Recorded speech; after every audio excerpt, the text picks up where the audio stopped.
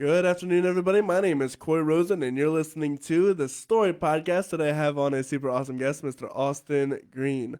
Austin was born, raised, and currently resides in Gettysburg, Pennsylvania. Often feeling as though he was in the middle of nowhere, he imagined he would have had to travel to LA or New York to make his dreams come true.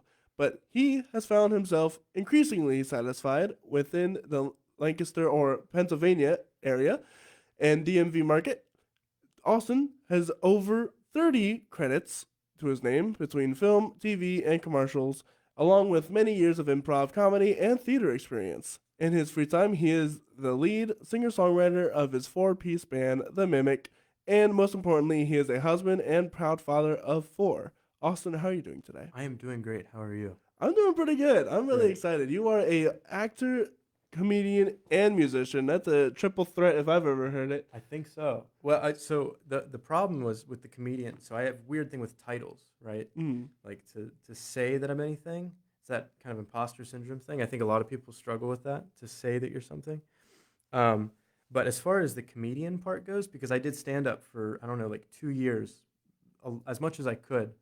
And I don't do stand up very often anymore. But I think of myself as a comedian still, kind of in like the Charlie Chaplin way, or like kind of the old school, because they used to call them that. So people Right. used to be called comedians. But I don't do stand up anymore.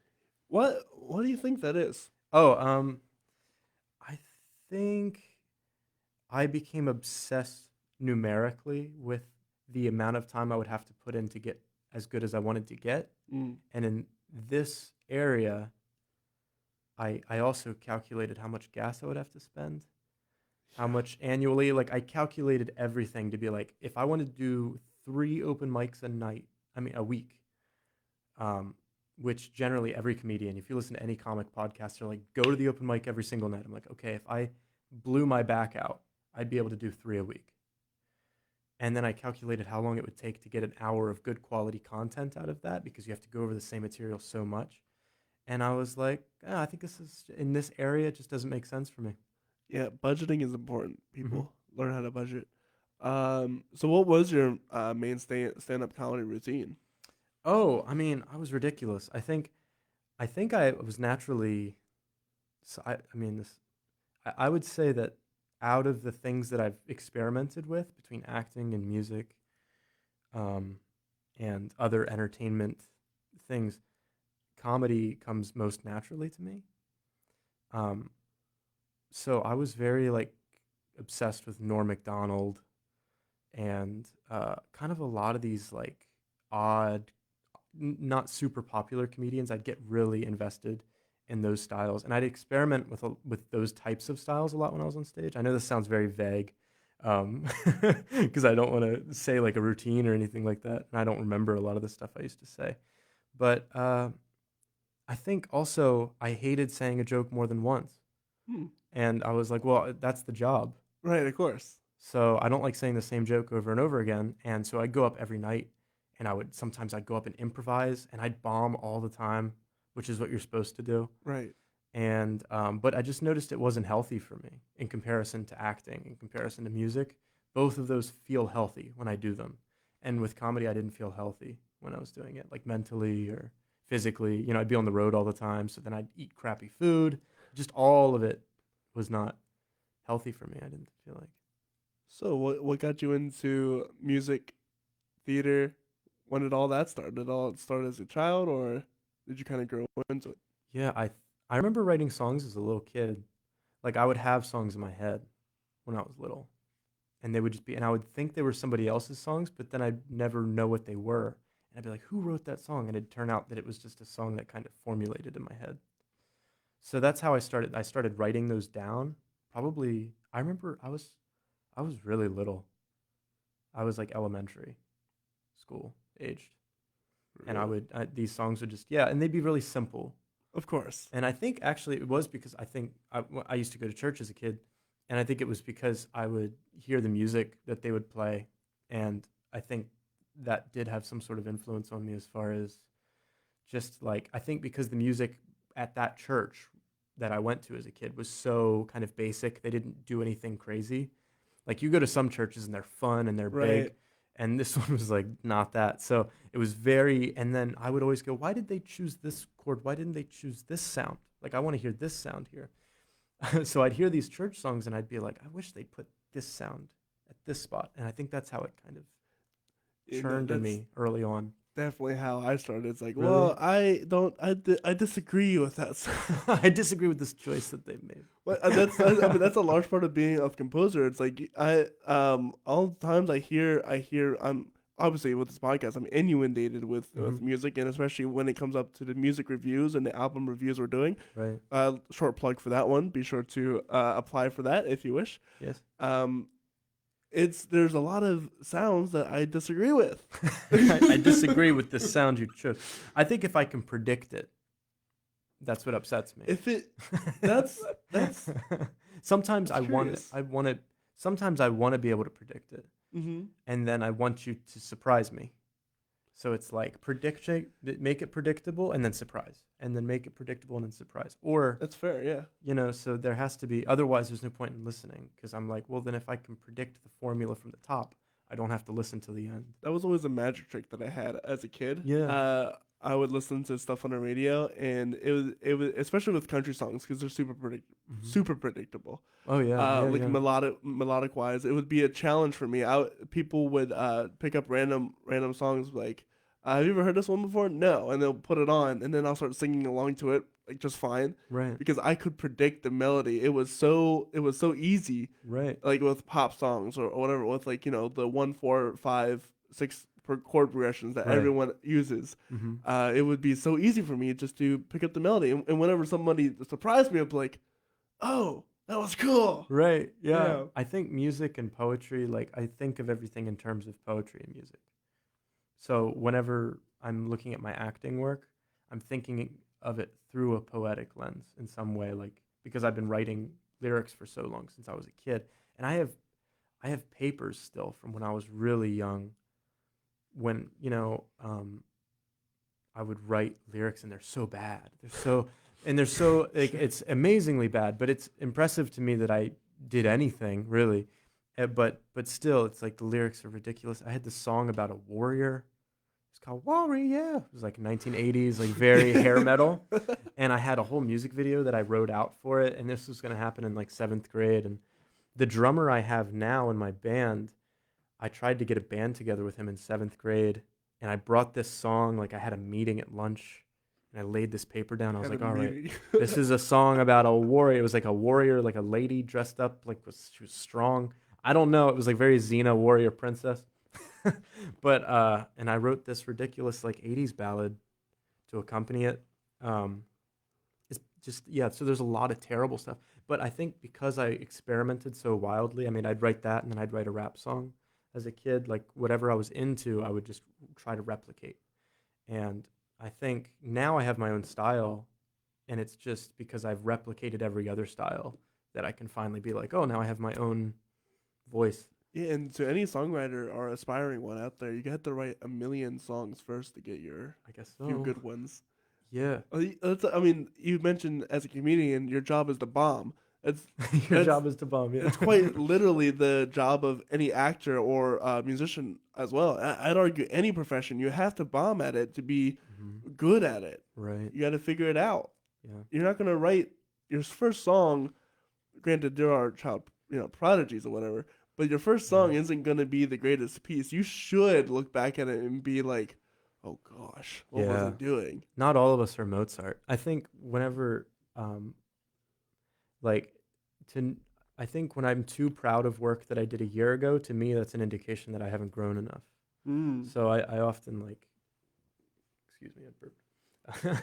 But I saw a video I was in about a year ago, and I was like, man, I was like so proud of it. And then I realized I'm like, oh, that's probably not good. That probably means I should like work a little bit harder. You Yeah, know what I mean? you should be able to look back at stuff. There's some stuff you can be proud of, and Yeah. that's totally fine. But if you're looking back at your stuff, like the first things you did, and said, "Oh, that was awesome," Right. maybe you should look into like what you should be able to critique yourself. That's what I'm trying to say, For sure. right?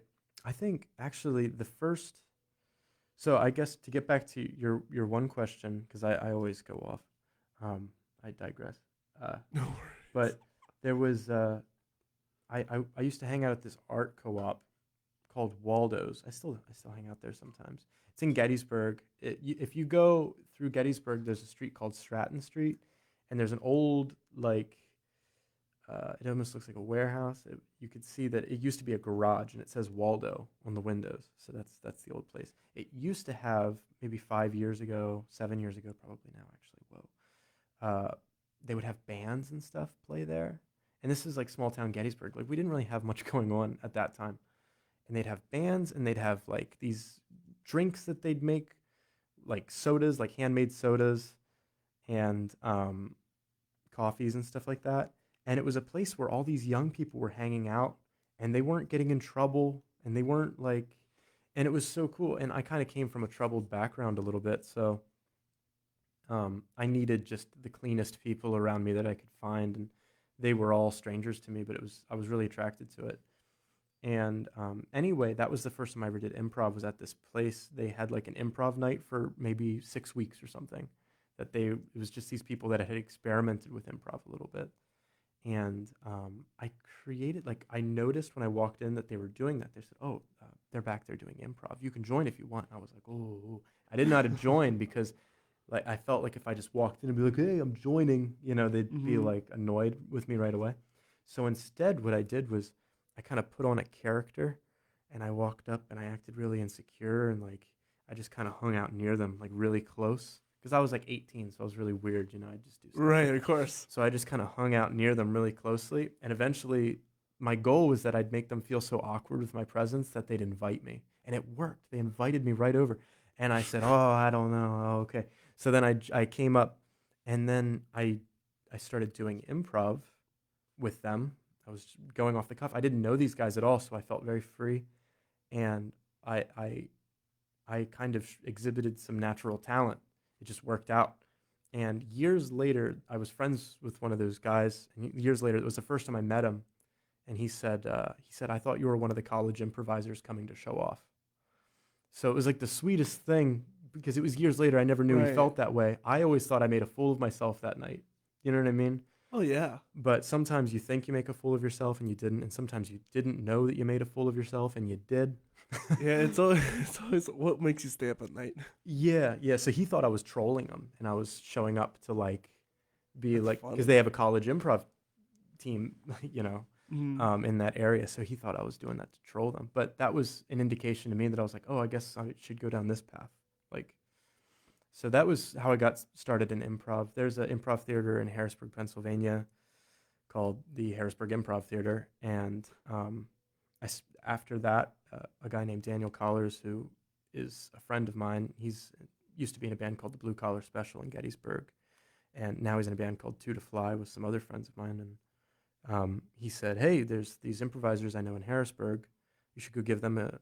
You should check them out." He's like, "I feel like you'd be really good at that." And I said, "Oh, okay, great, thanks."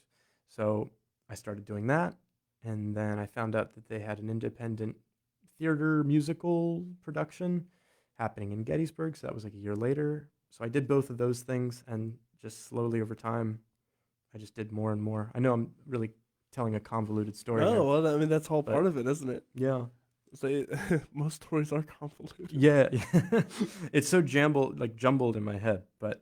Um, but yeah, I mean it's weird because once you get the bug for something, like if you really like something, all you have to do is just get a taste, and then you don't have to worry about commitment at that point. Mm. As far as I can tell, if you're really into it. Right? Yeah. No. It's the same conversation. If you love your job, you never work a day in your life, right? Right, right. So how did you go from theater into acting, like on Like a on TV? film? TV. Yeah, yeah, the film. Oh, so that was very gradual. That took a long time because I did this production. It was written by two friends that I knew. They went to Messiah College and they met each other at Messiah College and they wrote a musical together. They studied theater in college, and it was called A Cup of God. So when I didn't get out of improv. I was doing improv at that time. I don't know. I think I maybe just took their level one and like a character development class. So that was like 6 weeks for the first level, 8 weeks maybe, and then character development, which was another 6 weeks. And I auditioned for this play. It was called A Cup of God, and it was like about a dystopian world and the coffee underground. It was really it was like a cute musical. It was really interesting and cool. So that was the first time I got to do theater. And it's funny, we were talking about looking back at stuff and being too proud of it. I watched back some of the videos of us rehearsing and going through our scenes, and it was funny. I had this youthful excitement about being in something that I had never done before and fully committing and being kind of young enough and naive enough to really give in to whatever identity I wanted to be, because like when you're like 18, 19, most people don't have like a catalyzed identity yet. Mm-hmm. So you can kind of be whatever. You're like, well, I'm now a guy with long hair. That's me now, and I wear these types of boots. Yep. And so I was going through that stage where I was like, oh, what if I'm this guy? What if I'm this guy? And but you can see that youthful energy when I watch back videos from that production, where I was like, I'm not that guy anymore, but it's cool. I'm kind of impressed with my performance there. Whereas years after that performance, I have 15 embarrassing performances in Yep. between, where it's almost like when you start learning, you get worse. When you start learning a new thing, you just get worse and worse and worse because you have to Mm-hmm. figure out all the ways not to do it. You know, No, so I'm with you there. Like there are so many people that are amazing musicians but never learned, don't even know what they're doing, right? yeah, mm-hmm. It's incredible when you put limits on yourself, how the learning curve works at Right. that point. You can be super good, then really bad, and then roll. There you Mm-hmm. go. You're sore. Yeah, and you have to go through all of these, like you have to figure out what all your weaknesses are, Yeah. and then you have to like, I guess I have to address these. So then you go through like a few years of addressing all of your issues and just being like, oh, okay, now I just have to be terrible for a couple years, Mm-hmm. and you have to leave your talent behind and then come back and return to it at some point. I feel like now I got into film because there was a festival called the uh, VidJam Film Festival, and they do it in Lancaster and they do it in Harrisburg. They still do it. In fact, it's coming up. I believe it was this last weekend Hmm. that they were filming for maybe next weekend's VidJam in Lancaster. I believe I could be wrong about that, but you can look into it. VIDGAMJAM. um, but I met two guys in my improv classes because I had taken many improv classes after those first couple, and one guy named Sam Miller and another guy named Dan, and they started this VidJam festival. So they were like, "Hey, do you want to be on my team for this VidJam thing?" I was like, "Oh yeah, that sounds great. I'm so excited. I've always wanted to be on film and all this." So that was what, 2018, 2017, and 2018, I think. Might have been 2017. Wow. So it's been a while, and Oh yeah, I guess that is 5 years. Yeah. yeah, that's wild. Doesn't feel that long. No. So that's when I started getting into film. But basically, what I did was I was just trying to earn my stripes. So I was like, just anytime there was an opportunity, I'd try to get in front of the camera. And I took a class with Brad Hawkins, who you've Mm. had on this podcast before, and that was really helpful. And I met a lot of friends through there, and that helped me really, just think about like auditions and how to go through that process, and how to play to another character and just all that type of stuff. Um, so I got through his, I think it was 10 weeks, and I just kept doing as many films as I possibly could. I would go to the VidJam events and I'd meet people, and I'd be like, I liked your video. Can I be in your next one? They'd be like, yeah. And I'd say that to like every video that I liked. And then next thing you know, I was in like four of the videos at one of the VidJams, like back to back, because I was just trying as hard as I could to be in everything that I possibly could, just getting the screen time, which means that there's a lot of videos of me acting poorly Yeah. out there, which is I'm okay with. I That's have where it them all starts. saved. Yeah, I have Yeah. them all saved. It's terrible to watch, Um, because I see myself and I'm like, oh man, what was I thinking? But um, I wouldn't say that I felt comfortable in camera until we shot a movie 2 years ago called After Sophia, and I was the main character, and it was a feature length, and really? That's yeah, cool. and it's still in post production, but um, it was it was the first time I had the chance to be on set every day for long hours and to be the main focus. So every day I knew I needed to know like 10 pages of lines or something like that. And I was really lazy about it because I'd never had to do something like that. And I think my life was just hectic at the time. My son was already born. So I didn't dedicate myself as much as I should have looking back to the lines, but I didn't know how to at that time Mm-hmm. as well as I do now. But what it made me really good at was learning lines quickly and then learning them quickly. And the only way that you can do that is by understanding the story underneath and then connecting it between the subtext and the actual text Mm-hmm. and living it out. So I learned, I've watched the movie, pieces of it, and I can see myself getting better as an actor through the course of that movie. So it's really cool to me to watch myself be like, just no longer making certain mistakes anymore and just being involved in the scene fully. What mistakes were you making? Oh, trying to think of an example. It's obvious when I'm watching it for myself, but it's hard to articulate sometimes. Um, well, I'll give you an example. Like, when I say a line, I don't think of the line and then say it. That's a mistake. At least through my process, one of the things I do is that it's I memorize the lines around mine and I memorize my lines, but I memorize them as like a narrative flow, Right. and I don't memorize them. I either will memorize them phonetically, so I will kind of like no emotion have them phonetically memorized. So they're like within me. Gotcha. And then what I do is I kind of forget them. And then what I do is I memorize kind of the beats of the scene. It's like clearly this is like Mm-hmm. it's like the scene is going boom, boom, boom, boom, boom, boom, Yep. boom. There's like a musical element to it. And then I memorize the subtext.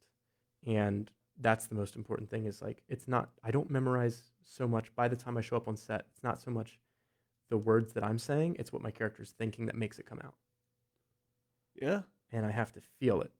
And if I don't, the way that I feel it is especially in a scene where it's like me talking to a person, they say something, I hear what they say, and then I memorize the part of me hearing what they say and like I memorize a feeling. Sometimes I'll use substitutes for my own life, or I will have specific words that I say to myself over and over in my head whenever they say it. Like, you can't do that to me. You can't do that to me. You can't do that to me. And then the line might not have anything to do with that.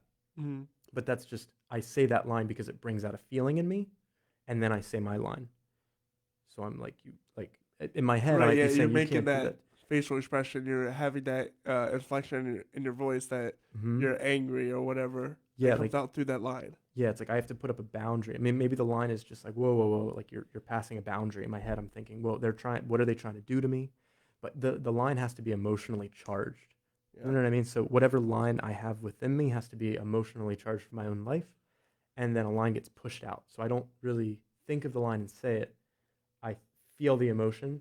And then there's a certain pressure that builds up that pushes the line out. It So makes that's, it a good delivery. yeah, that's ideally what I go for. I mean, it doesn't always work, but if I put all of my time in, like if I really dedicate myself to it, it works and it's amazing. It took years to learn that. It took like 8 years to learn that.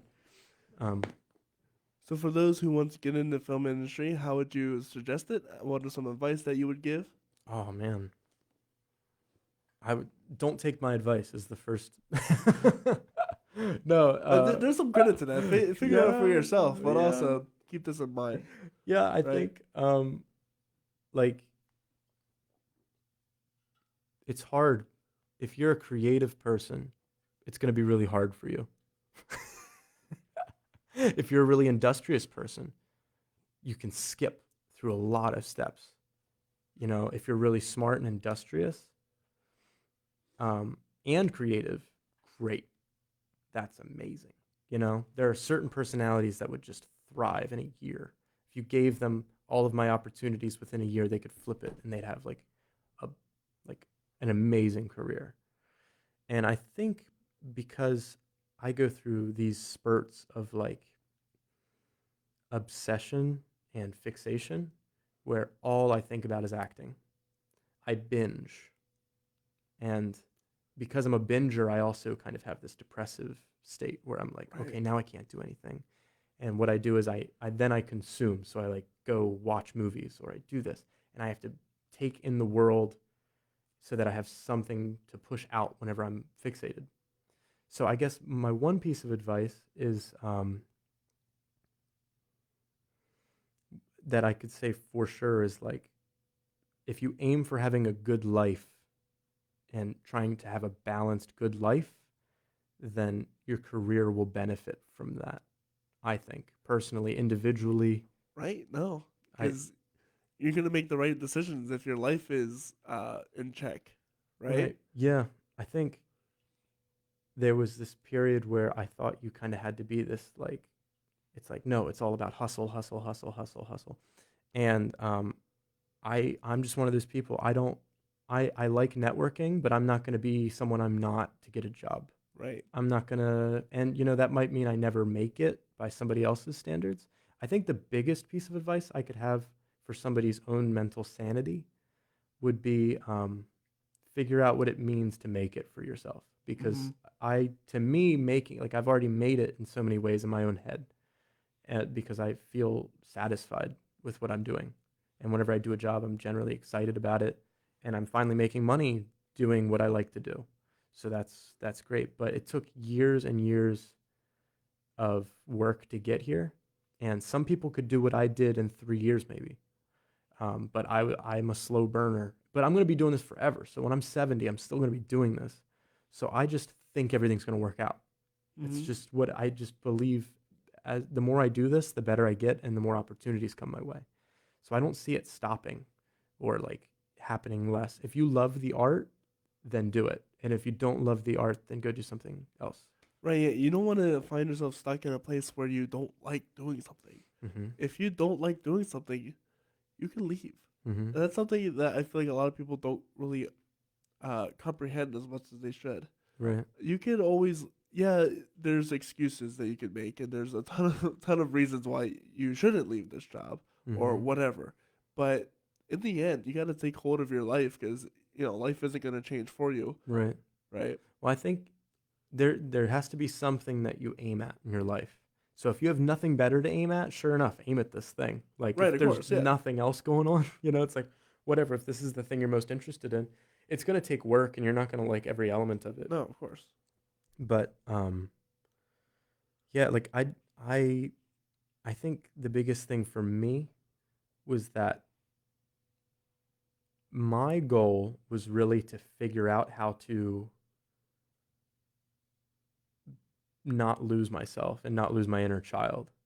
Hmm. So like that was my big goal in life, and that's why I wanted to be an actor, was to not lose that playful spirit. Because I remember my mom worked at she worked at a Lutheran home, like a nursing home, and there was only two types of old people. There was really awesome, cool, sweet old people, and you'd be like, they're so great. You know what I mean? When you meet an awesome old person, it's amazing Hmm. because they're really good at putting up boundaries. Like when they're done, they're just like, no, I'm done. You know, Yep, they're great. yeah, they're And very, very upfront. they're very like, there's no qualms about, there's no games. It's just, and they have all this life experience. They're really interesting. If you ask them, questions, they have interesting stories. And then there's bitter, old, resentful people. And I was like, how do I not become that? Because that was, especially from a child's perspective, I only saw Right. those two categories. I'd be like, you are the like amazing, cool, sweet old person, or it's almost like we get more and more radical in our behavior as we Oh, get for sure. older. Yeah. And so it's like they kind of take the extremes, and then they're in a really high stress situation. A lot of times they don't want to be in a nursing home or something. Like Right. they're upset. But um, my goal in life was to, underneath all of this, was to keep the childlike spirit alive. And that's been difficult recently. It's been trying because I'm 27. And when I was 21, it's easy to be childlike. Yeah. And you're encouraged, and kind of like culturally, we're encouraged to be immature when you're 21. It's like, hey, you can Hmm. drink now. Like, go for it. Yeah. Right. And Yeah. it's like, that's what you should be doing. It's your birthday. and we're not really encouraged to get our act together until you're like 30, and it's not, and people they just expect you to have your act together all of a sudden. Right, yeah, it's like as soon as you turn 27 or 28 or it's like or 30, you should have your life together. It's like Right.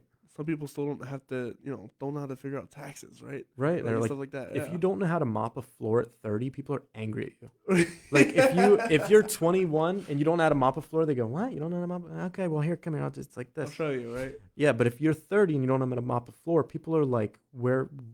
What's wrong with you? And they'll start conspiring to get you fired because, like, you know what I This mean? person has never worked a day in their life. Right, right. So there's something to that. I'm sorry, my volumes are probably going crazy because I'm looking all over the place. You think I'd be used to being in front of microphones? Um, but and you can always stop me if I ramble because I ramble a lot. Keep going.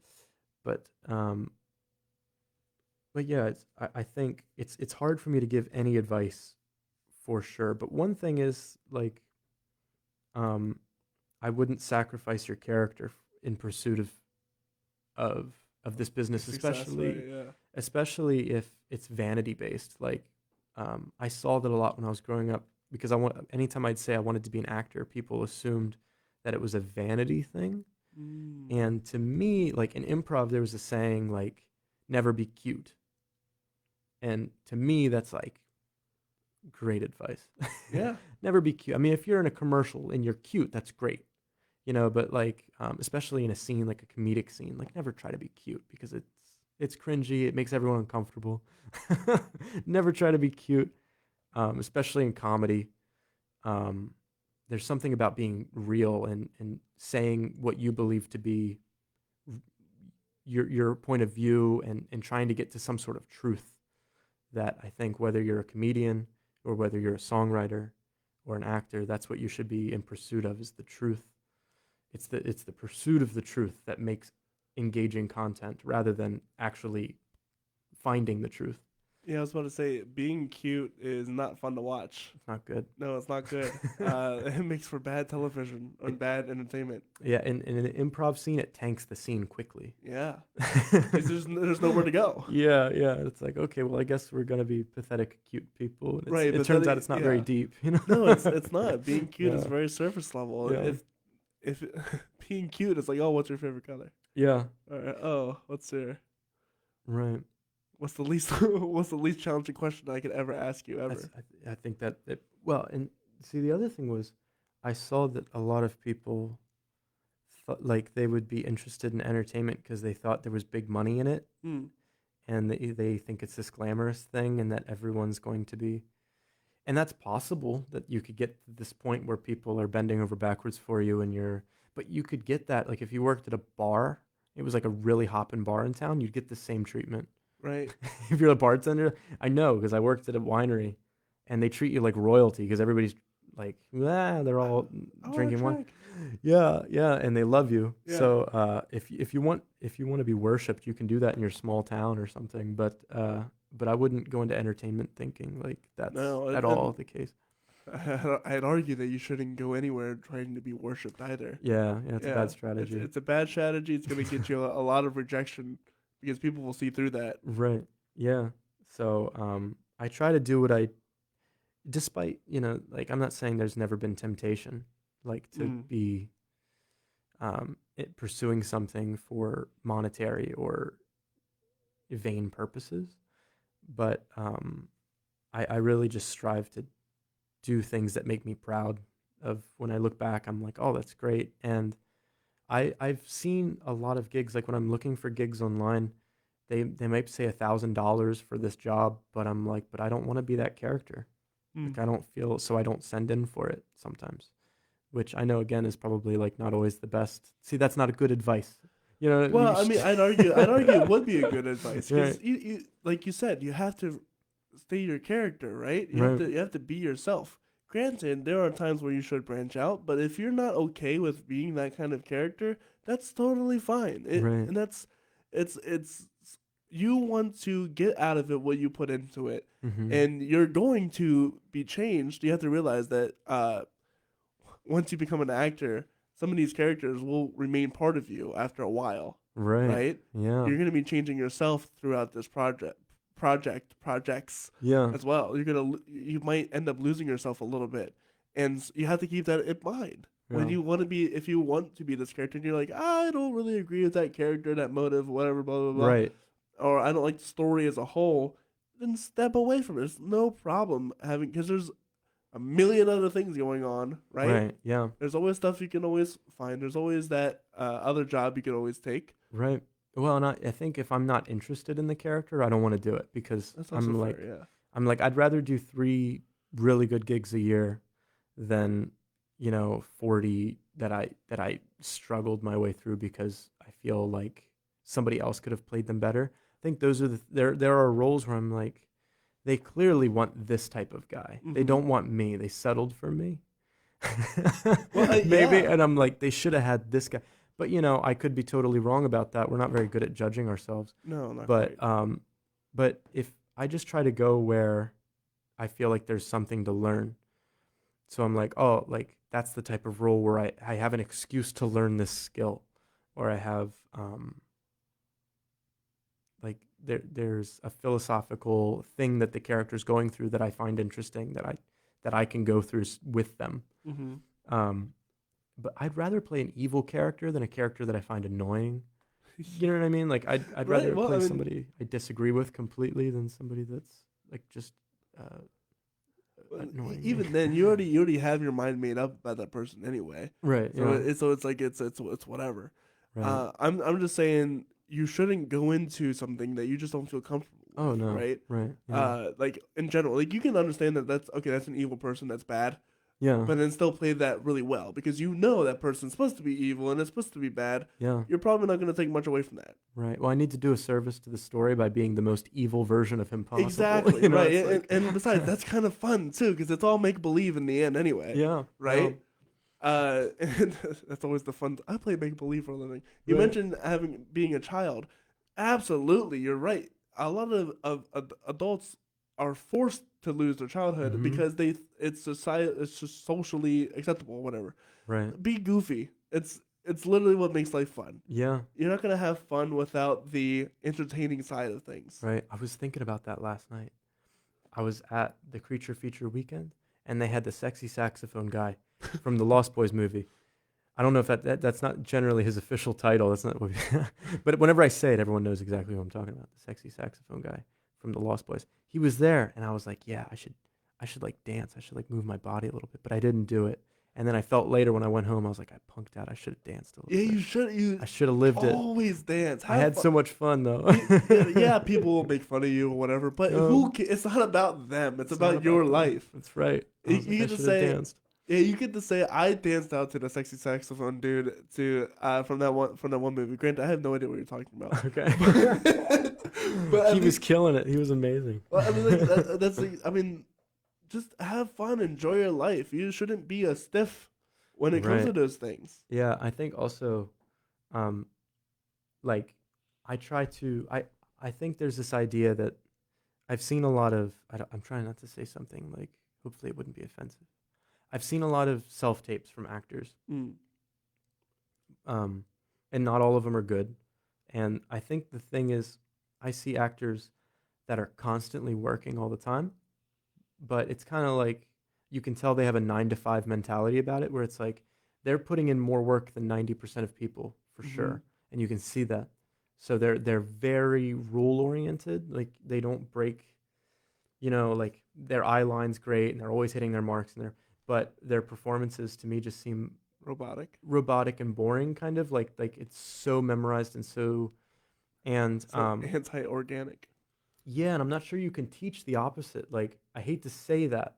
Some people, maybe you can. I don't know how you'd go about it, like loosening. Maybe Like improv's being great for human, that. right? Yeah. Well, yeah. Yeah. Improv would be great for that because then you have to. You're not really thinking. You're just being human, You need to right? you need to break that. And the weird thing is, when I'm on stage playing my music, I get really insecure, and I'll get stiff sometimes. But with my acting, I almost never do. I don't know why. I'll play crazy, kind of flamboyant characters where my movements are really big, and when I'm acting, and it doesn't bother me like But when I'm playing music on stage, there's sort of this like 90s alternative thing that I got going. In fact, when I was doing stand up a lot, I'd go up on stage and I'd stand there like Bill Burr. I like had this stance, and I realized I was like, it's not conducive to listening to music. Like I look like I'm about to like tear up the audience. You know what I Right, mean? yeah.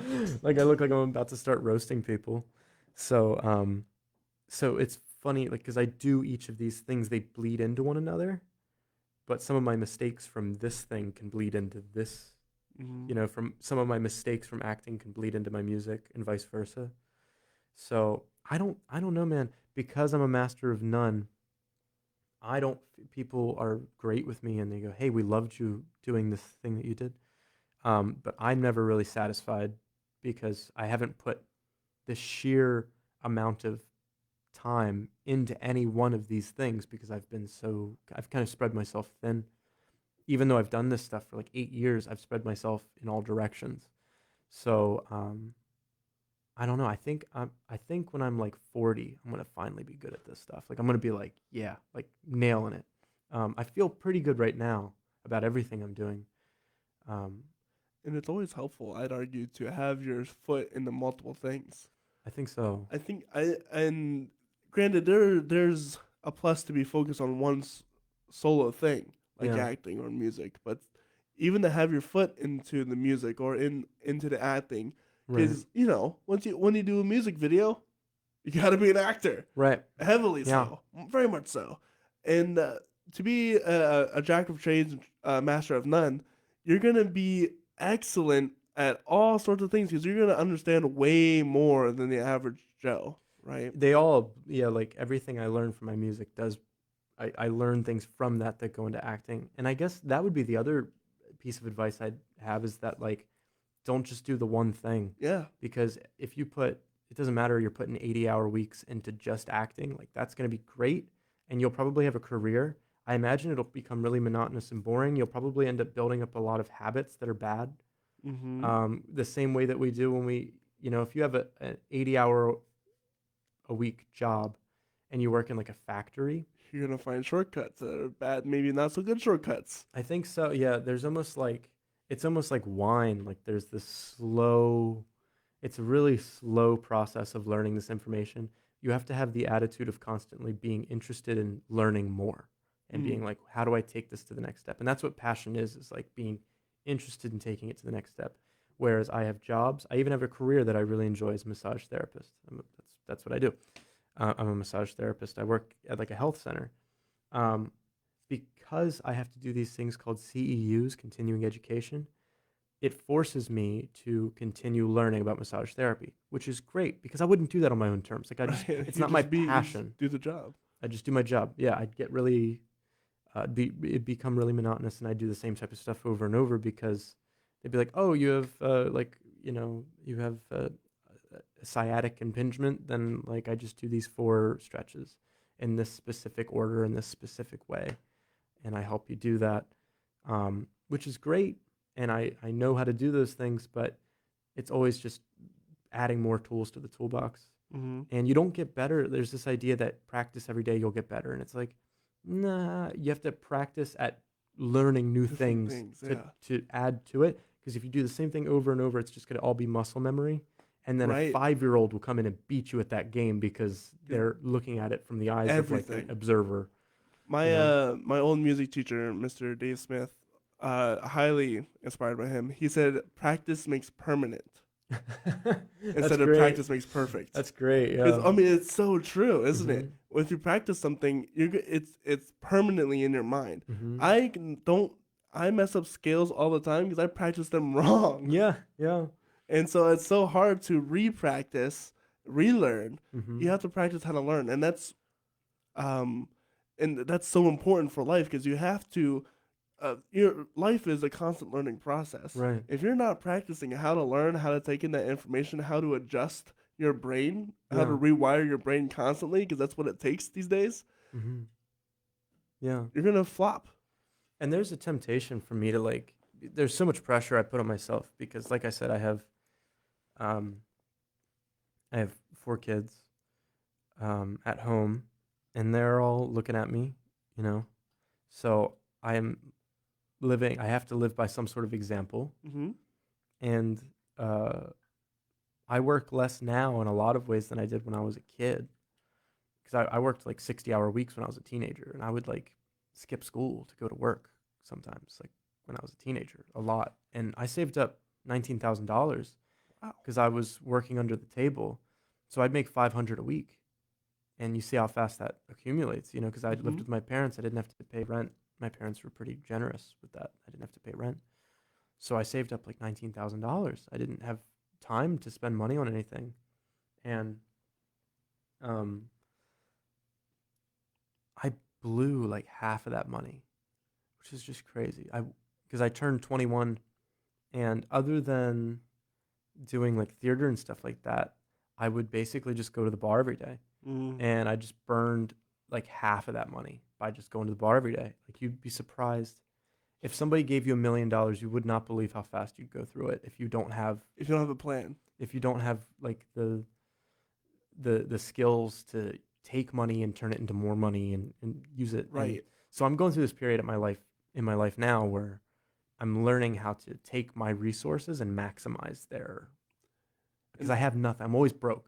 create. Yeah, I mean, that is half the battle these days. They're always broke, especially if you're like just like a college dropout or just like a regular, person. Right. It's like you're always broke. Yeah. Some of the best stuff I had to do in the last like 2 months of mine, especially with this podcast, was learning how to budget. Uh-huh. Oh my gosh, is it It's a important to nightmare. learn how to budget? Yeah. Because you don't realize how much money you waste Oh my God. on like going out to McDonald's every other day or going out to wherever, Oh yeah. anywhere. Gas. Oh my gosh, gas money. You don't realize how much Wild. gas you spend or how, like you said, the commute to Lancaster is rough. Oh yeah. You Yeah. gotta factor that into your budgeting. Yeah. Well, and I gotta say though, outside of the gas, I enjoy traveling Oh, me too. a good Absolutely. bit. I like I've been trying to branch out more because I think I grew up in a place called Cashtown, which is like 15 minutes away from Gettysburg, and it's the type of place where there's not a whole lot around it. Now there is. Now there's like a Dollar General and stuff. But when I was a kid, I remember I would walk like 5 miles to go get a soda at this at a meat. It was a butcher shop. Wow. There was a butcher shop in the middle of nowhere, and I would walk like on the side of the road. It would take like a while because it was like 5 miles, 5 miles, yeah. and then I'd get the soda. It would be like a Dr. Pepper. I remember one time I walked all that way, and like the machine didn't work, and I was just like, oh, and that was like my whole day. And I was like, okay, well there goes my whole day. So I just remember walking back and be like, dang, I really wanted that soda. you know. So I spent a lot of time when I was a teenager kind of bored. I grew up. It felt like I was in the middle of nowhere. Right. And I live in Gettysburg now, which is only 15 minutes away with a car. And there's so much to do now versus when I was a kid. Like they have like a comic book store over here and stuff like that, an escape room, and they have an axe throwing place. Like there's stuff to do there now. Yeah, it's Gettysburg, right? And when I was a kid, it was just a tourist place. And I didn't live like walking distance from Gettysburg either. 50 minutes driving is like like way Yeah. much more. Yeah. But I think my point about all of this was that because I felt like I lived in the middle of nowhere, everything felt infinitely far away. Mm. New York felt like the way that you might feel about another country. You're like, I don't know if I can go to that country. If you've never been to another country before, there's this feeling like, I don't know. It's distant. It's too far. And you're like, how do you go there? And they go, oh, you just fill out the paperwork. And you go, really? That's all you gotta do? You gotta like sign your name here? And they go, yeah.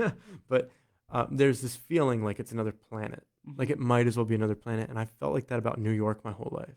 It's only like 3.5 hours away. I've never been to New York, but because it feels like another planet to me. Because you see it all the time in movies. It's so big. But Mhm. it's like 3 hours away. Yeah. Which today it's like chump, right? Yeah. Just Yeah. drive. That's like But- that's the difference between Memphis and Nashville, Tennessee. It's like not that Dude. big a deal. When I went to the middle of America and realized Chicago is like only 3 hours away from like St. Louis, it's only 3 hours away from like Nashville, it's only 3 hours away from like Wow. I'm like, I didn't realize the U.S. was that small. If, yeah. Granted, if you go over to Europe, you can't drive 3 hours anywhere, and you'll be in a different country, right? Right. Yeah.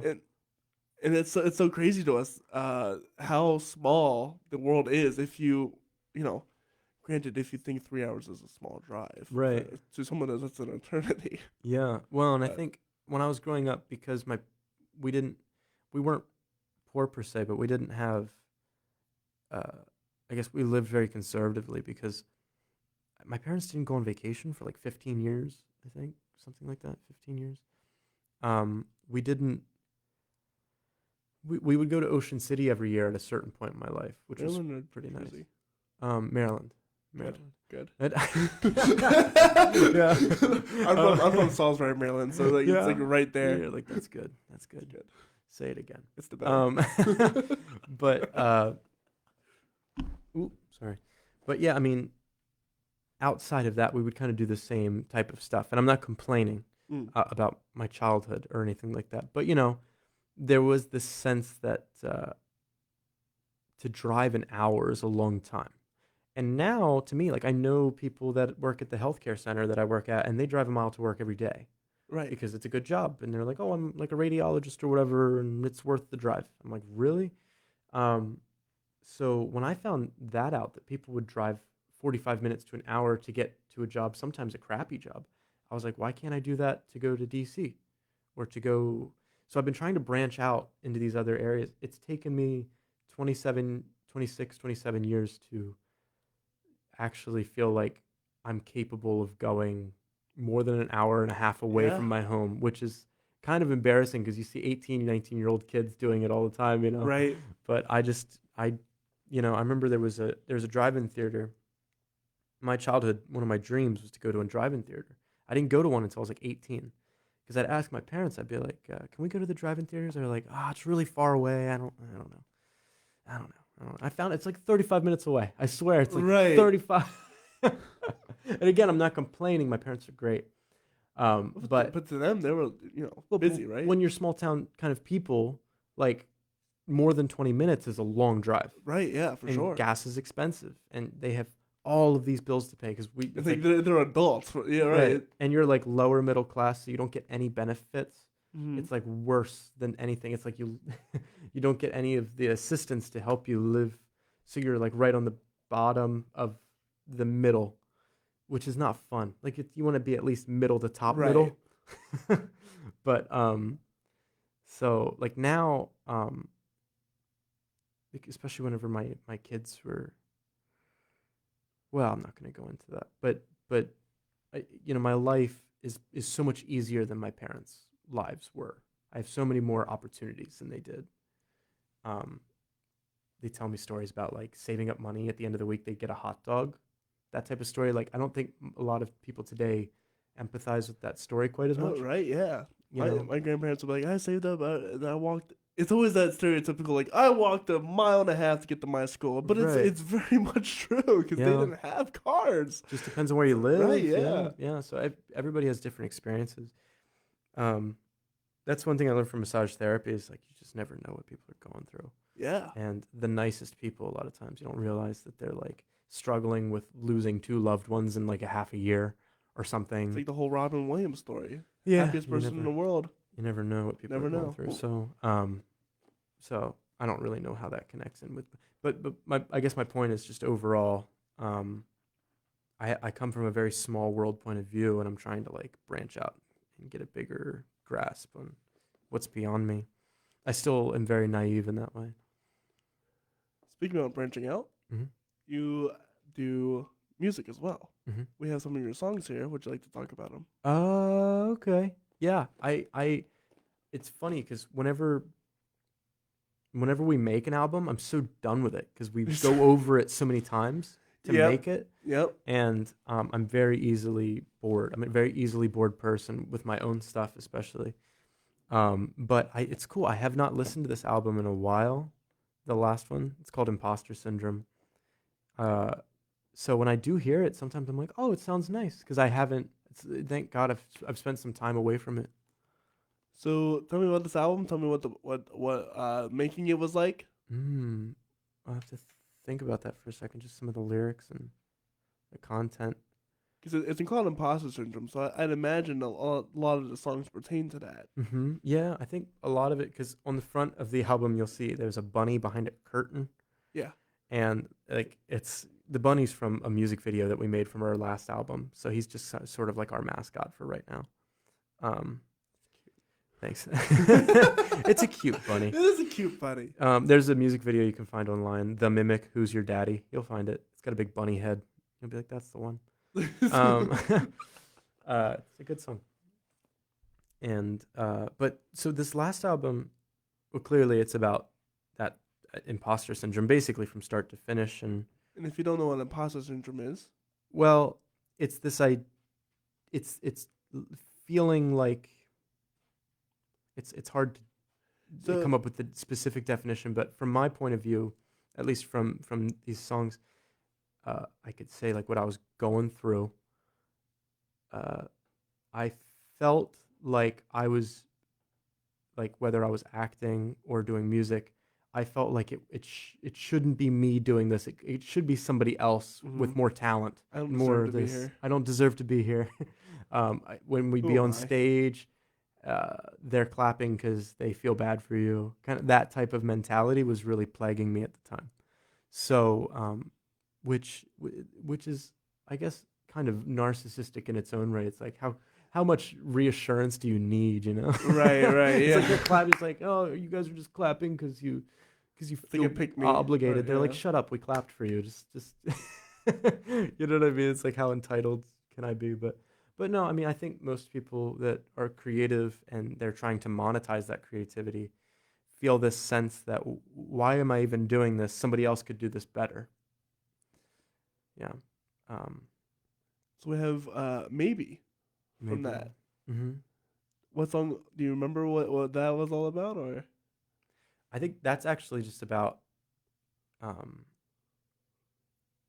It's about just toughing it out until you get to the other side of something. Like if you've ever been through like just a really hard time, there's a moment that you realize you're like, crap, I have to do this for weeks. Like when you're at the beginning of a really stressful period and you know that you're at the beginning, that's kind of what the song's about. Just like knowing you're like, oh my God, I have 6 more weeks of hell to endure. Well, yeah, you know, it's important. Sometimes you just have to figure it out, get through it. Sometimes the end's not even clear. So Right. you're like, I'm at the beginning of something awful and I'm not sure when it's going to end. And that's what the song's about, basically. That said, this is Maybe by The Mimic. Oh.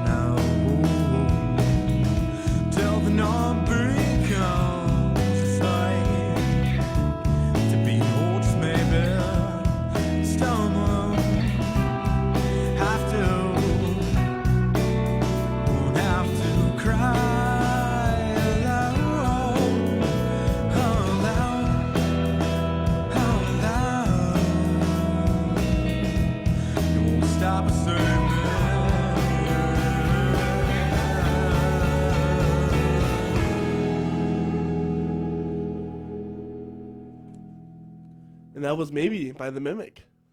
Oh boy, I tell you. It's a four-piece band. Jeff Colby, his own guitar. We recorded it in Nashville, actually. Really? This album, yeah, we recorded it in Nashville with some friends. There was a guy I mentioned earlier, Daniel Collars. His brother, Justin Collars, started a studio in Gettysburg called The Shed Productions, and now he's in Nashville, so he records there. So we recorded at. He had a friend who had a studio, and we brought all of our equipment and set up. It was a lot of fun. We recorded the entire album. The entire album is live. I don't know if you can tell. It's not multi-tracked. Wow. It's all live tracks. We recorded it in 8 hours. So this last one, and the weird thing is, I think it doesn't sound quite as refined as our first album. Our first album is more experimental and very refined. Like each song is like we were really trying to go for something, and it's more It's mixed better because there's more to play with. But this one's like 3 tracks. Like we might add this little effect on top, basically. That's cool though. Yeah, so it took like 8 hours. It was very stressful. I'm sure, yeah. Because we were like, you wanted to nail it because we went all the way to Nashville for it. Right. So you have we have another one, Once in a While. Mm-hmm. Do you remember that one? Yeah, I remember this one really well. So we were leaving the studio when we were recording our first album, and talk about imposter syndrome. I was just so angry with myself because I couldn't. I just creatively a lot of times, especially musically, like I come up with songs in my head a lot of times. There's something I can hear in my head that I can't translate to the world, and that's really frustrating. Mm-hmm. And so I was dealing with that with 1 or 2 different songs, and I was going to the studio all the time, which is expensive. Because I owe him that time because he's, he was giving us a good price, but still, like, we were racking up dollars, and, I have kids at home and stuff. So, I was getting so frustrated. I was walking home, and I felt like I just didn't make any progress. And sometimes you'll make a change, and you think it's good, and then you come back later and you hate it. So it's just this process.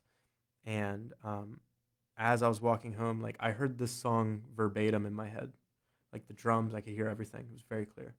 So I just recorded each of the parts with my mouth, like the drums. I recorded like the drums with my mouth and like the bass and the guitar. And then the lyrics as I was walking home. That's cool. It worked out. Yeah, but I think that's in order to be like, for me at least, in order to be truly like to let my creative brain really go, and I need that stress. So that's where it comes from a lot of times. If I feel like if you don't have anything going on, what do you have to grab from? Right. No, it's the joke that trauma inspires creativity, but it's very much true. And I was traumatizing myself because I was just like I was beating myself over my head, just like trying to figure out what to do. But yeah, like it was crystal clear in my head. It was so odd because whenever we recorded, I was like, that's exactly what it sounded like in my head. It was really cool. It's definitely inspired by The Strokes. If you're like a fan of the band The Strokes, it's definitely that. With that said, this is Once in a While by The Mimic.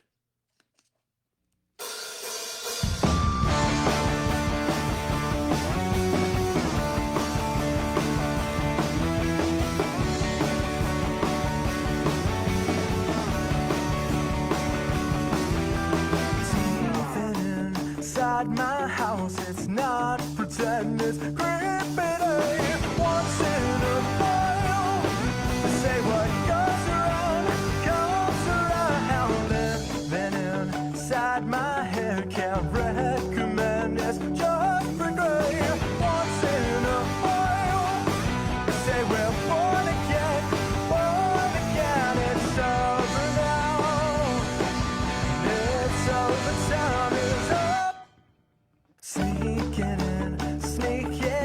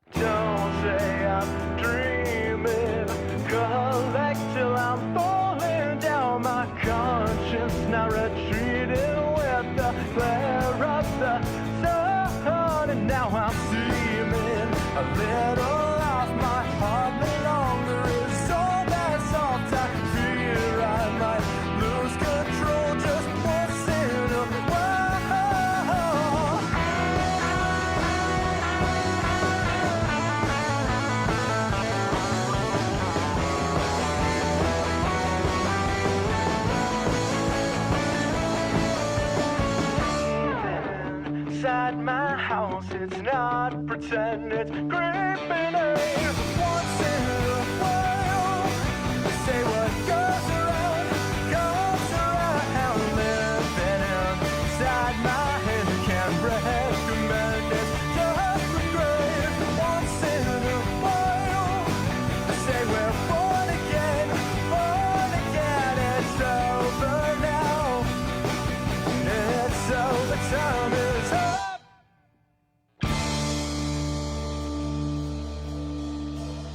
That was Once in a While by The Mimic. Woo! Where can people find you? Well, you can find me on Facebook. We have the Mimic. I think it's the Mimic Music on Facebook. Let me look it up here just to be sure. See, I get these all mixed up here. You also got a Spotify. That's right. Yep. We're on Spotify. The Mimic. I think we're the only ones on Spotify. Really? That at least of the Mimic. Like if you look up the Mimic, we pop up pretty immediately. If you ever see a bunny, you know that's us. A white bunny. But yeah, the Mimic on Facebook. You could find us there at the Mimic Music. You can also find us on Instagram. We have a YouTube page as well. So yeah, I mean, generally, if you just look up, the thing is, you know what's really frustrating? If you go on YouTube and you look up the Mimic, it's like all these kids videos.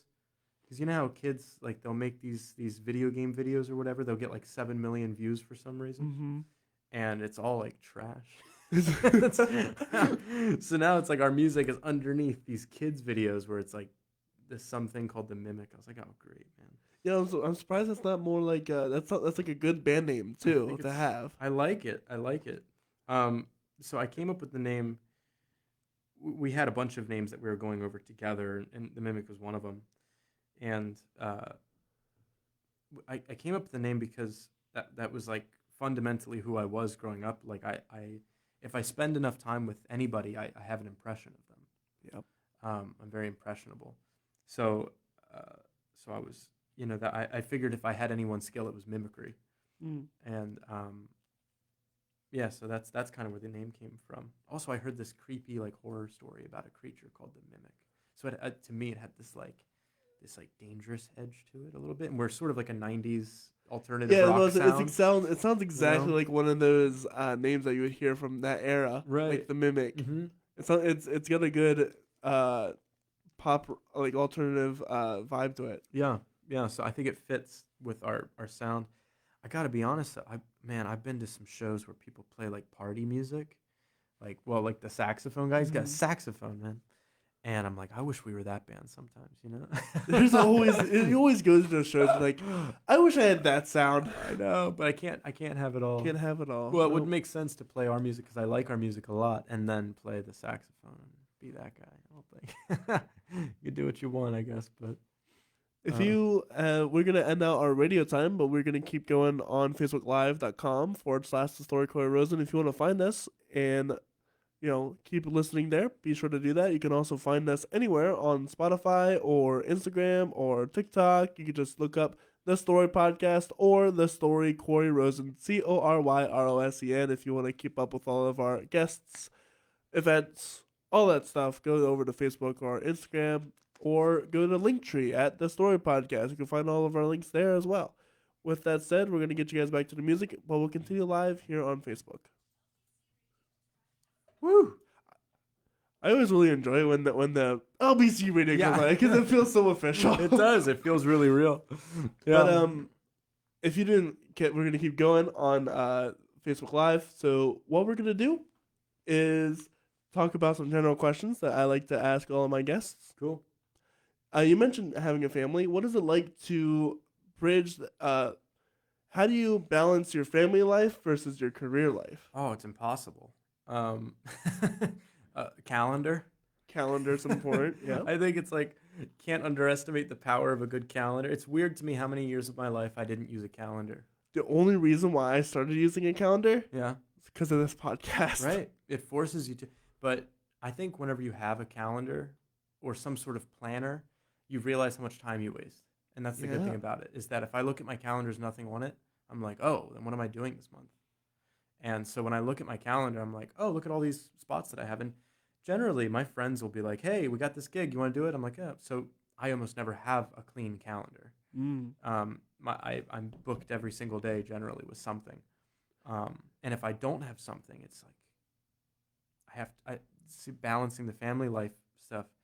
I've been trying more and more to prioritize certain days just to be with my family and do nothing. For sure. And hopefully those are the types of breaks that make me more serious when I get back to whatever it is that I'm doing. You spend all your goofiness with your family and then go back, all right, here we go. Yeah, and like I have a 13-year-old, a 4-year-old, and 2 newborn babies, a boy and a girl, and I have a wife. So like my wife needs attention, it turns out, and my kids need attention, it turns out, and like Who knew? who knew? Yeah, like it turns out it's really important, and I'm really interested in like psychology and stuff, so I'll read a lot of articles, psychology articles and stuff from psychology.com, like Psychology Mag. But one of the things that they were saying, long-term sustainable relationships and how to make them healthy and these things you can do. And one of the most important things was that you had at least 80 minutes of concentrated conversation a week. Yeah. Even if that 80 minutes includes, hey, we need to pay this bill, we got to do this, we got to do that. It's like, fine, but you have to have at least 80 minutes. And I did notice if it got less than 80 minutes a week, that our relationship would begin to suffer a little bit. So I've made that more of a priority. That doesn't sound like much, but you'd be surprised how many relationships don't communicate even that much. Right, and 80 minutes, that's like less than an hour and a half. You can feel like, oh, I can talk for an hour and a half. Mm-hmm. You know how hard it is to talk to a person for an hour and a half about serious stuff? Mm-hmm. Yeah. Doing this, it takes a lot. Mm-hmm. Granted, I'd argue that most people haven't had at least an ongoing conversation for an hour and a half. Right. I encourage everyone to do it because it's a lot of fun. You get to learn a lot about a person in a short amount of time. But especially when it comes to relationships, right, it's hard to keep constantly talking about deep stuff or how are they doing, because it gets to the point where you already know that person enough, right? Yeah. But you can never know somebody enough because there's always new things happening to them, right, and within their mind. It's funny. I've been acting, like I said, for a long time. Well, for my life anyway, right. In comparison. And I've been playing music for a good while. I'm very reluctant to give advice about that type of thing. But I have pretty solid relationship advice, I think, just generally. But yeah, like if somebody needs feedback about the relationship, like my wife and I are really tight. And I don't have an answer for everything, obviously. Of course. But and I break my own rules for sure. But I can't think of anything more rewarding than like having one person that really knows you, like the ugliest parts of yourself and the best parts of yourself. And one thing is, like, this is a trick I learned, just in case anybody's interested in having a long-term relationship, because it turns out you should probably do that because there's not much else to life. No, honestly, it's having at least one good relationship is really important. Whether it be a friend or a partner. Right. And chances are, if you can't keep a partner, you probably can't keep a friend too well. So, or vice versa too. Or vice versa. Yeah. Although I'm sure there are a lot of great people out there that are just, you're just waiting on the time to meet the perfect fish in the sea. That happens too. But the one thing I could say for sure is that my wife and I were really good about this. We are both really good at not stopping the conversation when it gets uncomfortable. We're really good at being like, if we're in an argument and we go, we shut up whenever we think of saying something mean. It's just as simple as that. It's like, no matter how bad it gets, it's like the evil parts within yourself, if you can just keep them quiet, and if there's always a moment where things have gotten ugly and you're about to do something or say something that's not as nice as you are, and you just have to just be like, excuse me, I'm just going to go outside for a second. I'm going to come back in when I'm like chill. Allowing your partner to have space is like amazing during an argument. Absolutely. My wife and I were talking about this the other day. It was like, just if you know how to argue, then your relationship's good. If you know how to argue, because it turns out that you have to argue, and there's really important things to talk about. Turns out you're different people. Right? Yeah, and there's like if you're not arguing, that's because you're not telling the truth. Like somebody's hiding something, or you're incapable of speaking up for yourself, and you're for sure going to be bitter 30 years from now if you don't speak. Yeah. So, and that's not good for you or the person you're with. No. So be honest with each other. So just don't result at homonyms. Right. Yeah. Right? And my insults. My dad at one point, like he said, listen, all I got to say as far as like, he's like, as long as the conversation keeps going, you're good. He's like, if it ends, then it's over. He's like, so long as every conversation ends with sort of like a ... until the next time. Until next time, yeah. And there have been some ugly conversations, but I think my wife and I always have like a ... at the end. It's good. You know, and it's like, that's a really, and I'm always surprised how much we like each other whenever we get through to the other end of it. And then after every argument, we celebrate the fact that we're over the argument by making fun of how ridiculous we were in the argument afterwards. Be like, what was I thinking? I wasn't thinking like this. I wasn't fair to you when I said that. And just like it surprises me how many people struggle with that, you know, but because people can't, it's a hard thing to critique yourself and then realize, oh, I was a dummy. You got to realize that sometimes you're dumb. Yeah. And that's okay. Yeah. And, so, you know, you got to get through that. Yeah. And sometimes other people are dumb. That's okay. You got to get through that too. Right. Well, and there's recognize that that's not them. Yeah. Well, and I think we all have the capacity to be evil. Oh, absolutely. Yeah. So, you know, there's this thing where it's like, how do I say, you know, my wife and I negotiate with each other partially to save each other from our worst selves. Right. And saving ourselves from empowering the worst parts of ourselves. I'll give an example of one thing for me. If you tell me to do a chore, or it's like, oh, by the way, the dishes, is this if you tell me like immediately, can you do the trash right now? I'm like, that is the worst. If you want to get me to do something, that is the worst way to get me to do something ever. Because I already have a plan for my day, right? I already have that plan. If somebody comes in and says, hey, by the way, can you do this thing that you really hate right now? Yeah. Because, you know, of whatever reason, that makes me irrationally angry. No, I understand that. I think maybe I guess you could circumvent that by putting up your daily planner on the wall. No, what a way to circumvent that is I'll tell people, hey, can you just tell me, hey, when you get home from whenever, or by the way, this needs to be done. I'll figure out when I'll put it in the schedule. I'll put it in the schedule for myself. But if you tell me, right now, it's like, no. Or if I just got home from something, you tell me to do it right now. Yeah. It's not the time to tell me. That's funny. I'm kind of the opposite actually. Yeah? Yeah, I think because like I'm like, oh, I'll just add that into whatever I'm doing right now kind of thing, and that doesn't bother me. But if you're sometimes I'm like that, but if it's with something I really hate, especially you're like, I don't want to take the trash out. Yeah, I don't want to take the trash. I don't want to do the dishes. I'm very much of a germaphobe, so it's like, oh really? Yeah. So anything that has to deal with that, or because I'll find time to figure it out, or some.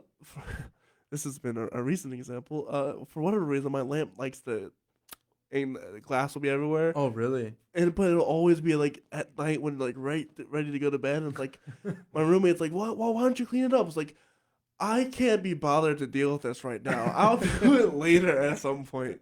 And then you step on your own glass. Well, I should have cleaned it up. No, that's not even part. Well, some part of me gets overconfident because I know where to step now. So it's like, I'll do it later. Yeah. But if you ask me to do something right now, it's like, yeah, I'm going to bed. I'm sorry, it's especially if it's like late at night. But I'll come home and I'll see the problem. I'll do it right now because I see that problem. Like, oh, that needs to be fixed. I'll do it now. But if I come home and I see that problem and someone else tells me, hey, that's a problem, I'm like, how dare you? I was literally about to do it. Just because you said that, I'm not going to do it. Yeah. Well, in a relationship too, that happens all the time. Oh, where it's for like, sure. Just because I've been pointed out about it, like I'm like, I know it's a problem, but now because you pointed it out, that's your fault now. Right. And I think also just being able to, like, this goes with anything, being able to forgive yourself for being an immature child Oh, sometimes. absolutely. And just Yes. being like, okay, like, I guess this is a way in which I should probably improve for my sake and everybody else's sake. Right. And I hate that. I hate having to improve. It's like, I remember the It's one so day I was hard. like, it's kind of cliche and popular to be like, I love learning. People love to say that. Don't you want to learn? They'll say like stupid stuff like that. Like, no, I don't ever. It hurts my brain to learn any new thing. Mhm. It is stressful for me to inherit new information. Um, Especially if it's about yourself. yeah, and especially if it's something that's just not positive. I'm like, well, I don't. I hate learning, but I force myself to do it because I know it's important. Um, anytime somebody's like, I love learning, I'm like, no, you don't. No, you don't. You, shut up. I've never met somebody who No, I've met some people that love learning. Some people for are like sure. learnaholics, but I admire that. I admire that. Like, I wish I'm not curious, and that's what I was saying about you. I'm like, you're curious. That's good. It's good that you're curious. It's a good quality because I'm not that. I'm curious involuntarily, but I don't just look at the world opportunistically like curious. There's plenty of things I'm not curious at all about. And to reveal the curtain, there are some things I'm not curious whatsoever Yeah. about either. Yeah. But there are some things I'd like to know, and I'd argue that you got to find that. There is that for everybody. Like for you mentioned psychology. I'm really you're curious about psychology. Oh yeah, I'm Then super interested. In find what you're curious about. Go after it, because then you'll never not like learning about that one subject. Right. Yeah. Oh, so this is a good piece of advice. It's funny. It has to do with what you said. And again, this is something I learned from Psychology Mag. It was, if you want to change somebody's behavior, specifically like a relationship, the first thing you should do is you should understand that it's stressful for anyone to change their behavior, even a slight deviation is to be requested to do that is a really stressful thing, especially by somebody you love in some way, because you can actually be honest with them, which means that you're going to show that you're annoyed on your face. And so what you should do if you desire a change in your partner, is that you should be very open to that reality when asking them. So when you ask them, you should try to be as positive as possible when making the request. I would really appreciate it if you could do this thing. And what you should expect is for them to be angry at you. That's the first that you should expect them, and then you go, listen, I would just really appreciate it, and it would make my world a lot easier, and it would change it, blah blah blah, right? So when they do it, because they're going to probably try to do it if you've negotiated properly, they will try to do the thing that you requested, and they're going to do it poorly just to resent you. And they're going to do it, so you should also expect my that. problem. They're going to do a crappy job out of resentment. Yeah. And then what you do, because you know this, because that's almost exclusively what happens, you say, hey, good job. Yeah, you give them that reward anyway. Yeah. Look at that. Hey, look, Good you job. did it. Awesome. Thank you. I appreciate it. You don't even need to critique the part that they Right, messed yeah, up, yeah. because they know that they did that. And because you pointed out, that's going to make them that more angry at you. Yeah. So you just go, hey, good job. That's all you do. Yep. And then the next time, if they're not doing it, you be like, hey, can you please just keep doing that? And then every time they do it, they go, hey, good job. Just really appreciate it. And then over time, they'll just do it out of habit for you. And then eventually they'll do it, and they'll stop doing a crappy job just because who wants to do a crappy job literally every time? Right, like, you start taking pride in your work eventually. Yep. So if you need something, it's not going to work for everybody, because some people are really stubborn. But I mean, also maybe that helps you to figure out who you should be with and who not to be with. Of course. It's like, right? okay, well, they're a stubborn mule, so I'm not sure they care about me because they're too, And also, people might critique you. Oh, you shouldn't want to change somebody. It's gonna happen regardless. You have to make compromises. Yeah, I mean, I would. It's weird because I think if you're in a relationship, like you said, you're both gonna change. Yeah. And if you're in a relationship that's intimate, you both have to change Have together. to. Otherwise, you're just going to change and you're going to separate. Yep. And so if you're looking at this long term, you both need to change. And there's a sacrifice of individuality to some degree whenever you do that. Yeah, There has to be a duality Yeah, you have That- to be like you have to become one, But I think a you whole can, unit. once you figure out, those roles, then you can go back to your individuality. Oh yeah, It's just a matter of figuring each other's rules out. But I think people are so terrified of sacrificing anything about their own behavior, regardless of whether it's good or not, that it scares them. they'd rather be incompetent than be. Be forced to Mhm. change or accept their new reality. Yeah, and I get that. It's like I understand It's why hard, people would want yeah, to be for that way. sure. But to go into a relationship expecting you to be the same, it's not gonna happen. Right. It can't happen. Well, it was funny. I heard somebody say that this. I just thought this was like a funny quote, but I'm gonna mess it up. But it was like a lot of times men go into relationships hoping they stay the same. A lot of times women go into a relationship hoping the man would change. Which I've seen examples of that Yes, in my of life. course.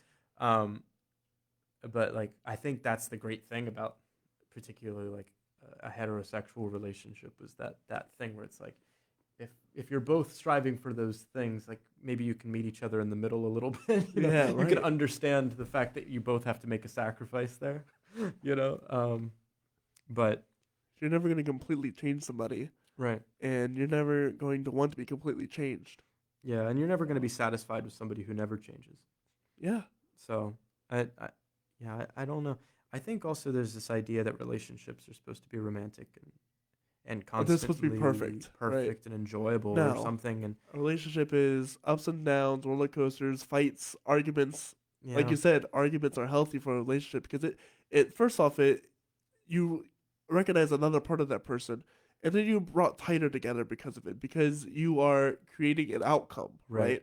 right? For better or for worse, trauma bonding is a thing because it's Hmm. it's a thing. It happens. And granted, whether it be for better or for worse, you got to figure that out on yourself. Yeah. But having a rocky relationship isn't that bad of a thing. It's because there's points where it's going to be rocky. There's points where it's going to be smooth. If you don't have that balance, Hmm.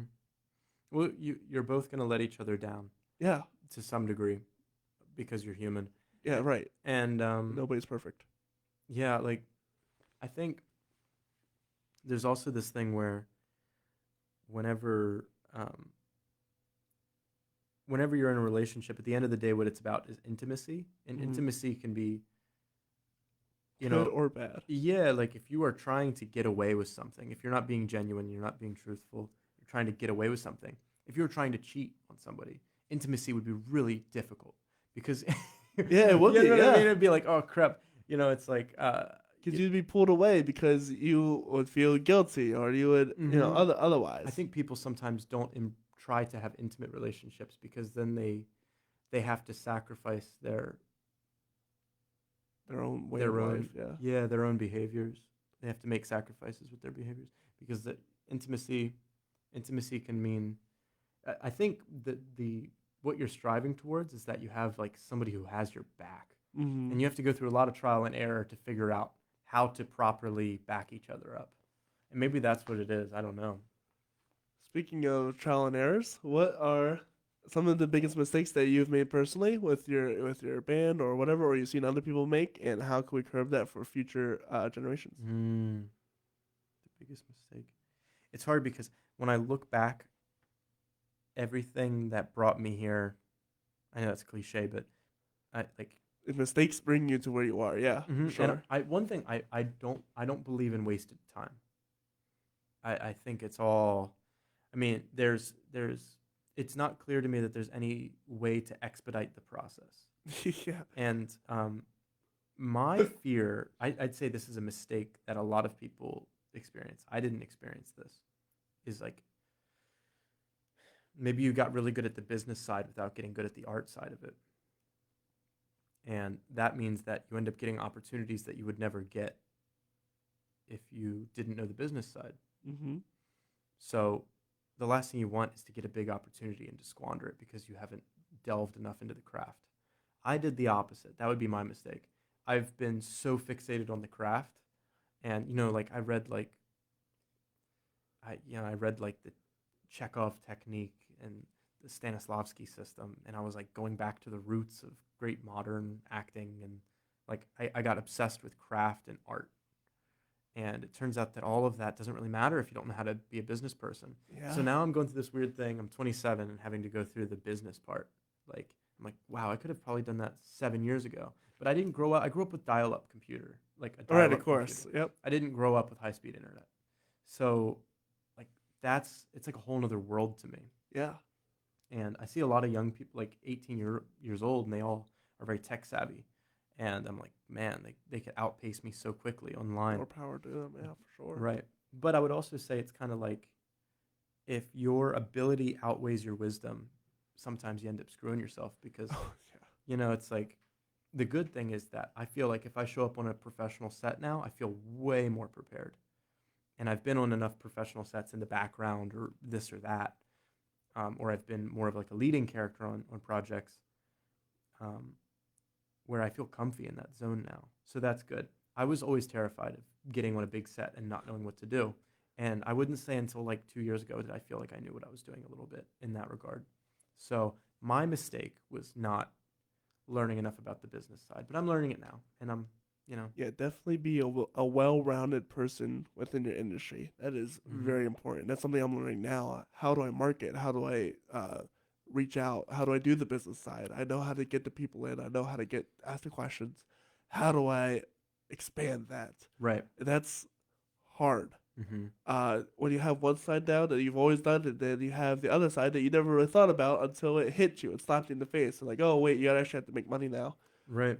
Yeah. Right. Well, and at the beginning of this year, I told my wife, because we had twins, we had newborn twins in January 20th.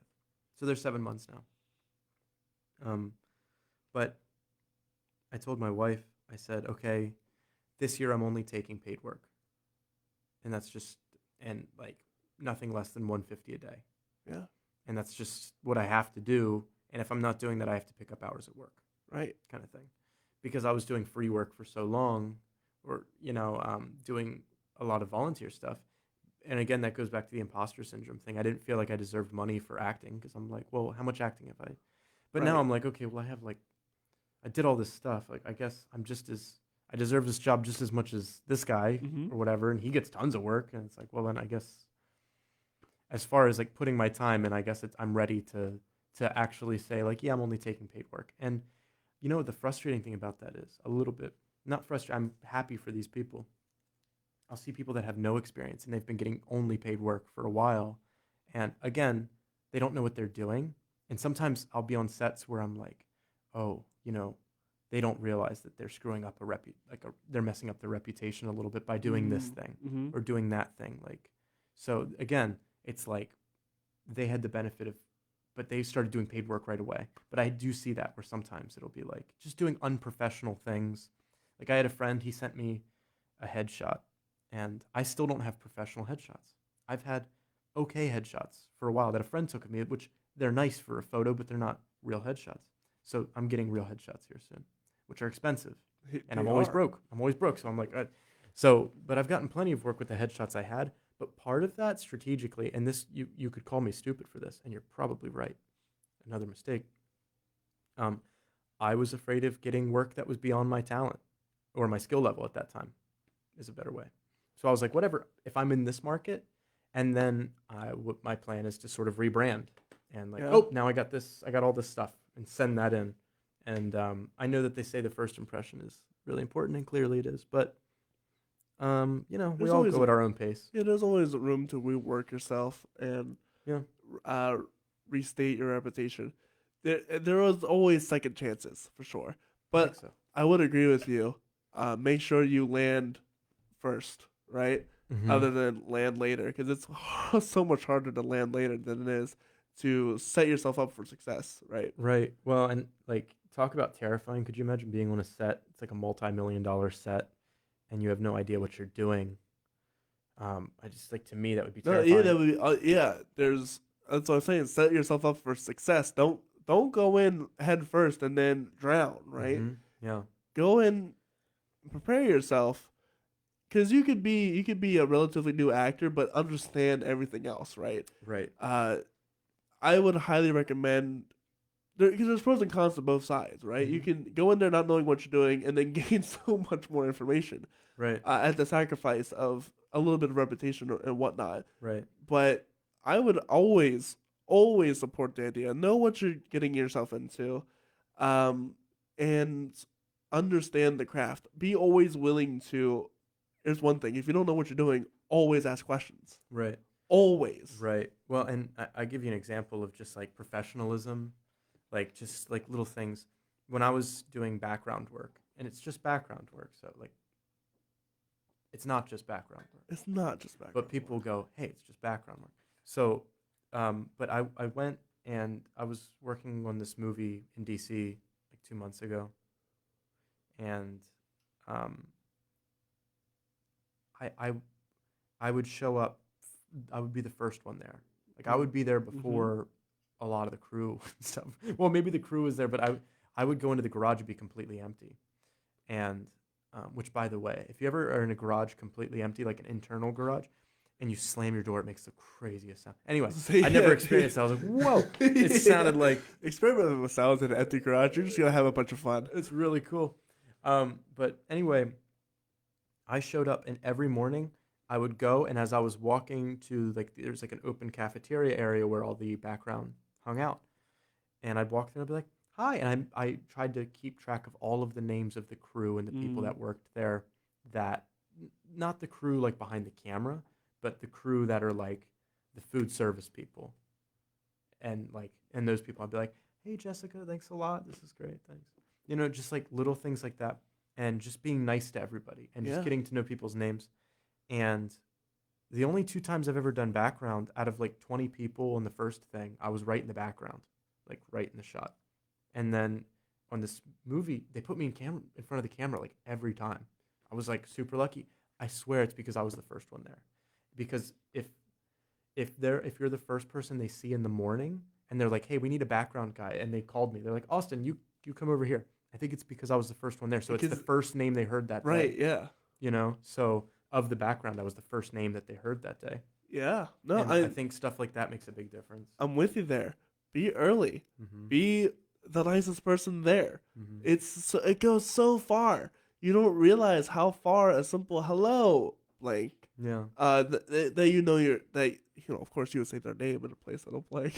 Right. Yeah. That would not be professional. No. Right. Well, another thing is like, they say, hey, don't talk to the talent.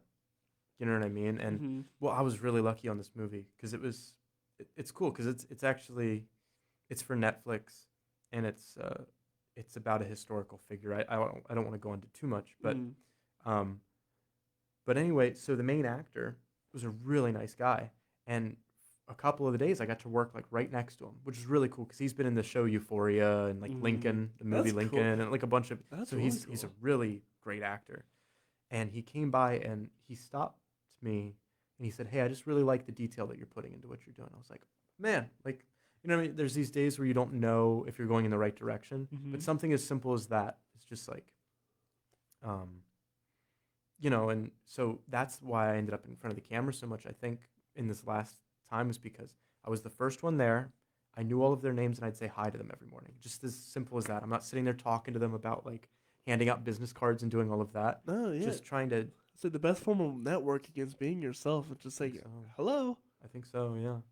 Yeah. And just liking people. Like I like people. So that I have a huge benefit in this industry, I think, because I genuinely like people. And I'd argue this is something that's been said many a time, but go into something not looking for a transaction. You gotta meet people where they're at, get to know them there, because oftentimes the only way for you to get a transaction from them is by doing that, icebreaker stuff. Right. You can, meet the person, get to know the person, then ask, hey, by the way, I'm interested in doing this. Yeah. Would you have any of this opportunity? Yeah. You're going to get so much more opportunity by doing it that way than say, hey, what's the opportunity? Because at that point, you're like coming off as brash and right. Yeah. And I think there's a desperation that comes with being an actor. For sure. And like when you go, there is a pressure. I watch these videos on YouTube all the time like business type videos. Recently, I've been watching a lot of It's them. important to watch. And but a lot of the stuff that they talk about, I'm like, yeah, that makes sense in LA, but does it make sense in the DMV? A lot of that stuff, and some of it seems so insufferable and over the top that I'm like, I'm not.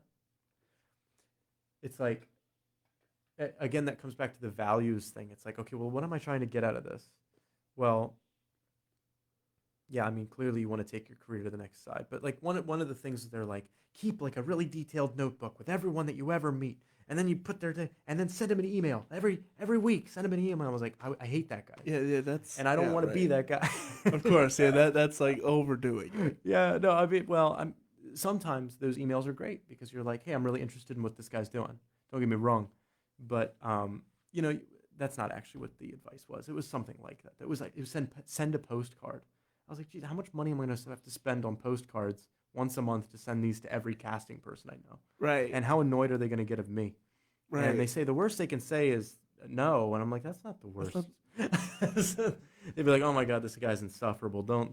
Yeah, right. I would. Yeah, you're right. The worst thing that people can say is the stuff they say about you. This guy's Yeah. insufferable. But again, like, I don't feel confident about any belief that I have about I don't believe the film industry is designed for me to thrive and get ahead. It's designed to make quality work. It's designed to make film. Yeah. You know, and those are two totally different things, and I'm not complaining about that. It's just a matter of fact.